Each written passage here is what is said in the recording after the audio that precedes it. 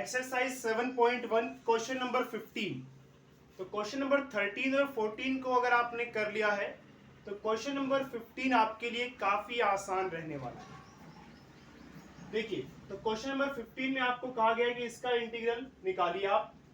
अब इसमें देखिए फिर से एक अगर हम इसे फंक्शन मान लें और एक इसे फंक्शन मान लें तो दोनों आपस में मल्टीप्लाई में है और हमें पता है कि हमारे पास इंटीग्रल्स निकालते समय मल्टीप्लिकेशन वाला कोई रूल नहीं है। तो क्या कर लेंगे आप, पहले मल्टीप्लाई कर लेंगे, या अगर डिवाइड में होता तो पहले हम डिवाइड कर लेते ताकि मल्टीप्लाई या डिवाइड में जो भी है वो वहां से हट जाए और उसके बाद हम आसानी से इंटीग्रल्स निकाल सकें। तो यहाँ पर हमारे पास ये अंडर रूट एक्स मल्टीप्लाई में है तो पहले इसे हम मल्टीप्लाई कर लेते हैं। तो ये बन जाएगा, देखिए under root x 3x square. अब अंडर रूट एक्स इससे मल्टीप्लाई होगा तो अंडर रूट एक्स, फिर 2x, और ये अंडर रूट एक्स 3 से भी मल्टीप्लाई होगा तो अंडर रूट एक्स और साथ में 3। तो अंडर रूट एक्स को हमने अंदर सबसे मल्टीप्लाई कर दिया। अब हम इसके इंटीग्रल्स निकालेंगे क्योंकि अब देखिए हमारे लिए आसान रहने वाला है। अब आप कहेंगे ये भी तो आपस में मल्टीप्लाई में है, इनका क्या करें। इनको तो हम आसानी से देखिए एक सिंगल टर्म की फॉर्म में लिख सकते हैं। वो क्यों? क्योंकि ये भी देखिए x है और ये भी x है, तो अभी इसको हम एडजस्ट कर लेंगे। हाँ, एक बात और, जैसा कि मैं आपको कह रहा हूँ कि दो फंक्शंस मान लिए हमने यहाँ पर, एक ये और एक ये, और दोनों यहाँ पे आपस में मल्टीप्लीकेशन में या फिर मल्टीप्लाई में है तो हम मल्टीप्लाई कर लेते हैं। लेकिन सोचिए यहाँ पर cos x लिखा होता, फिर आप इसे मल्टीप्लाई करते तो कोई फर्क नहीं पड़ने वाला था। cos x multiply 3x square, cos x अलग का अलग ही रहेगा और 3x स्क्वायर अलग का अलग रहेगा, कुछ नहीं होने वाला। तो उस केस में क्या करेंगे, वो हम आगे की जो एक्सरसाइजेज हैं, जैसे कि आई थिंक 7.4 या 5 में देखने को मिलेगा, 4 नहीं तो 5 में मिल जाएगा शायद, तब हम देखेंगे कि तब क्या किया जाएगा। फिलहाल 7.1 चल रही है और यहाँ पर हमें कुछ भी मल्टीप्लाई में दिखाई देगा या डिवाइड में दिखाई देगा तो पहले हम कोशिश करेंगे उन्हें मल्टीप्लाई या डिवाइड कर लें। लेकिन जैसे मैंने आपको कहा, अगर यहाँ पे जैसे अलजेब्रिक फंक्शन है पूरा का पूरा, ये भी अलजेब्रिक फंक्शन, ये भी अलजेब्रिक फंक्शन, सेम फंक्शंस है तो मल्टीप्लाई आसानी से हो जाता है, डिवीजन भी करना आसान हो जाता है। लेकिन यहाँ पे ट्रिग्नोमेट्रिक फंक्शन आ जाता है, जैसे कि cos x आता, तब मुश्किल आती। उसके लिए भी कुछ ना कुछ तो इलाज निकाला गया है, तो वो जब हम पहुंचेंगे तब देखेंगे उस एक्सरसाइज में कैसे सॉल्व करेंगे वैसे क्वेश्चंस को। वापस आते हैं इस पर।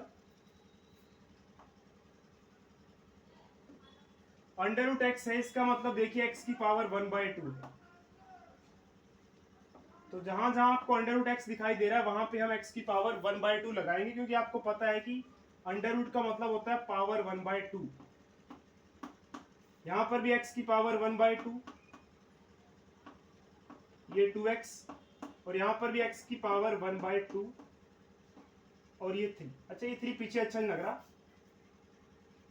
अब आपने गाड़ी खरीद ली है, उसको घर के पीछे खड़ी करेंगे तब थोड़ी अच्छा लगेगा। x की पावर 1/2 है और ये 3 हम सामने लिखते हैं, अब अच्छा लग रहा है। अब देखिए ये 3 है, इसको भी सामने लिख देते हैं ना, ये यहाँ पे अच्छा नहीं लग रहा है, इस 3 को यहाँ लिख दो, और ये 2 भी सामने लिख दो, अब सही। अब देखिए 3 तो वैसे ही रहेगा, x है, यहाँ पर भी x है और दोनों ही मल्टीप्लाई में है, तो क्या करेंगे आप, इनकी पावर्स को ऐड कर लेंगे। x की पावर 1/2, ये वाली पावर और ये 2 दोनों ऐड कर लीजिए। उसके बाद ये 2 है और ये भी x और ये भी x दोनों मल्टीप्लाई में है, तो दोनों की पावर्स ऐड हो जाएंगी। तो इसकी पावर 1/2 और इसकी पावर क्या है, इसकी पावर कुछ नहीं है तो मतलब 1 है ना, तो 1 ऐड कर लेंगे। जहां किसी की पावर कोई नजर ना आए तो 1 लगा लो वहां पे।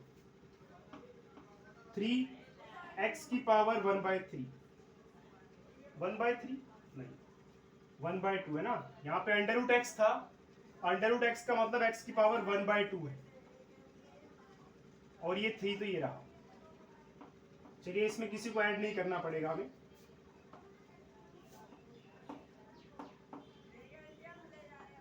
चलिए अब ऐड कर लेते हैं फटाफट से। तो x यहाँ नीचे कुछ नहीं है तो नीचे 1 लगा लेंगे, इसके नीचे भी कुछ नहीं है तो यहाँ 1 लगा लेंगे। अब 2 और 1 का एलसीएम 2 आएगा, तो यहाँ पर 2 लिखें।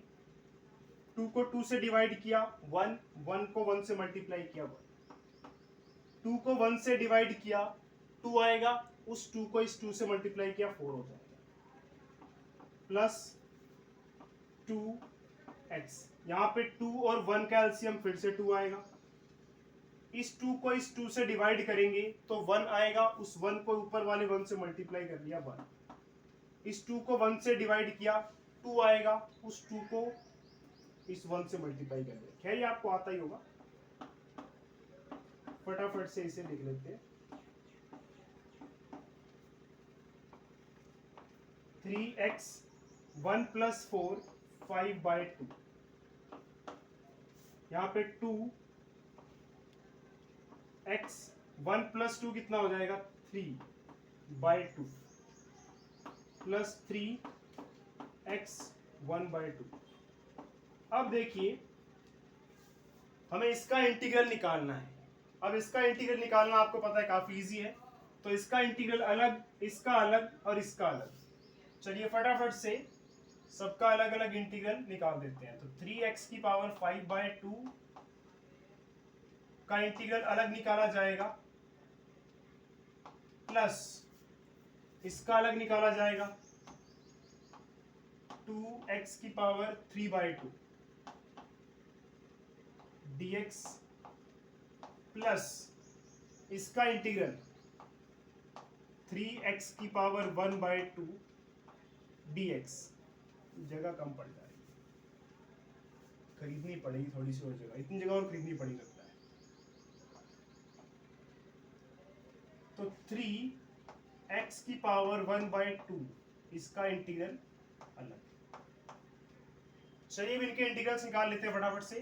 पहले ये 3 बाहर निकाल लेंगे, जब भी कोई कांस्टेंट नंबर मल्टीप्लाई या डिवाइड में दिखाई दे उसे बाहर निकाल लें। तो x की पावर 5/2 dx, इसका 2 बाहर निकाल लें, x की पावर 3/2 dx, और इसका 3 बाहर निकाल लें, x की पावर 1/2 और यहाँ पे dx है छोटा सा। अब चलिए इसका इंटीग्रल निकालते हैं फटाफट से। ये 3 एज इट इज रहेगा, x की पावर है 5/2, तो आपको पता है इसमें 1 ऐड कर देंगे हम, और डिवाइड में भी वही लगा देंगे 5/2 प्लस 1।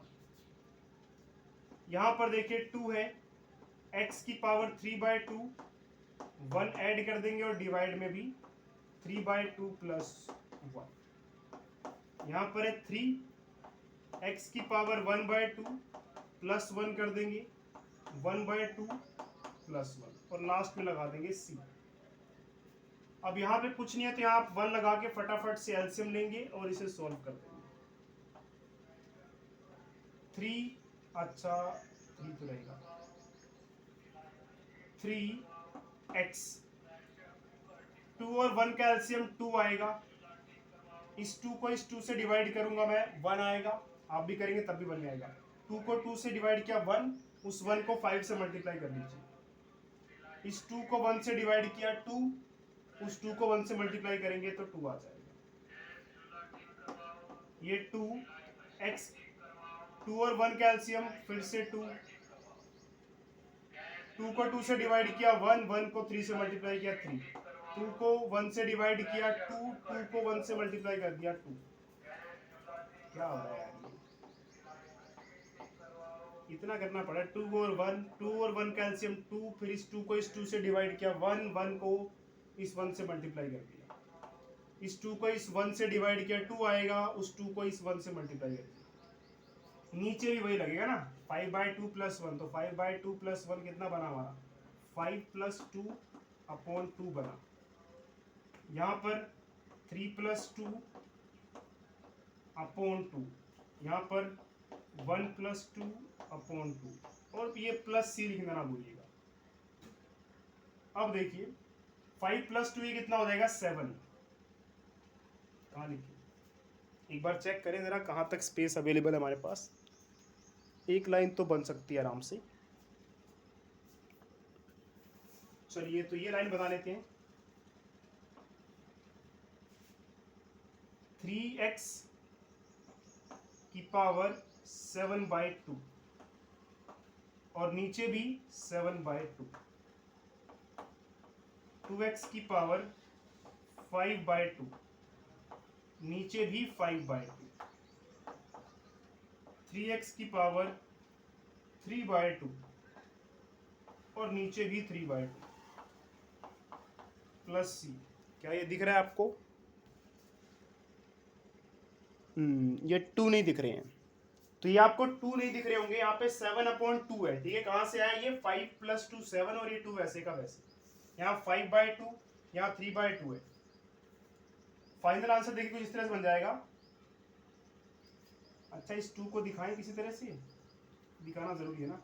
ऐसे लिखता हूँ मैं 7/2, 5/2। मच्छर काट रहा है यार, मच्छरों ने भी परेशान कर रखा है, दिन में भी और रात में भी। अब सही है। वो कहाँ गया? सारे दिख रहे हैं। अब देखिए इसका फाइनल आंसर मैं यहाँ लिख देता हूँ, वहां जगह नहीं है हमारे पास ना। ये 7/2 2/7 बन जाएगा, तो 2/7 और x की पावर 7/2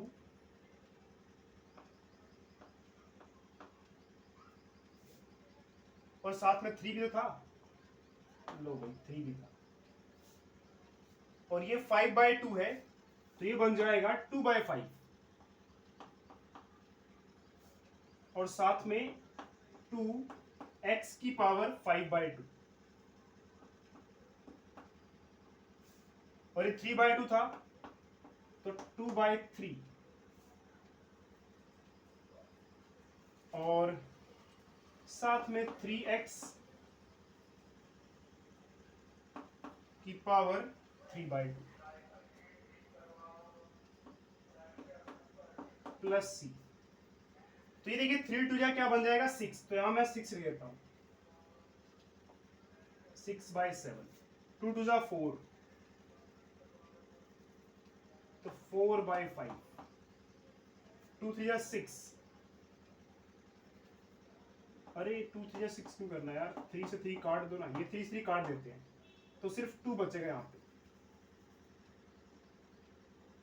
2x की पावर 3/2, तो ये आपका फाइनल आंसर है।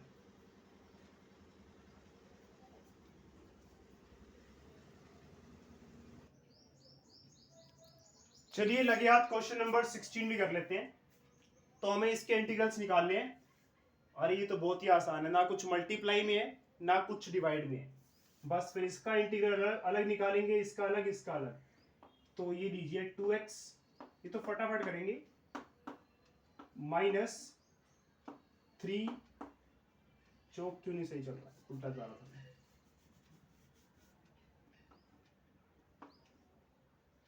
तो 3 cos x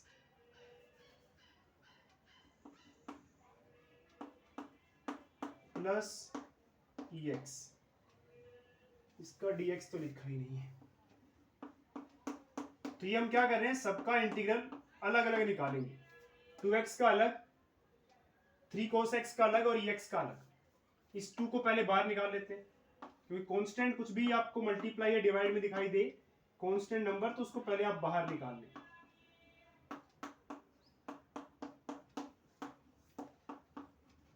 तो बस अब इसका आंसर लिखेंगे हम।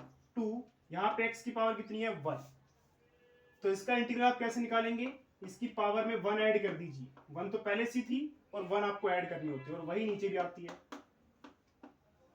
cos x का इंटीग्रल होता है sin x, और ex का इंटीग्रल ex ही रहेगा, और ये प्लस c। तो फाइनल आंसर आपके पास 2, x की पावर 1 + 1 कितना हो जाएगा 2, और यहां पर 1 + 1 कितना हो जाएगा 2, -3 sin x plus ex plus c। तो ये लीजिए, ये 2 से 2 काट दीजिए, तो इस 2 को मैं लिख नहीं रहा हूं यहाँ पे।